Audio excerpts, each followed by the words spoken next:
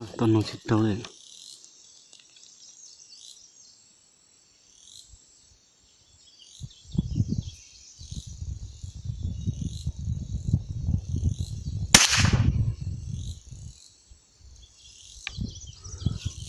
หัวแม่ใช่ไหมก็จะชิดโตเลยนัว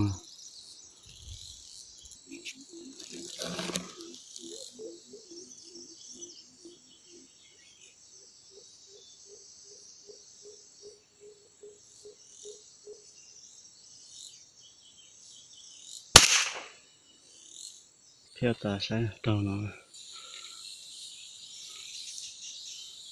โตลูกนอหัวแม่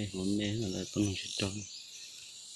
แล้วใช้ดีหัวบัดตัวหมาตัวใช่ไหมดีตัวชิดโต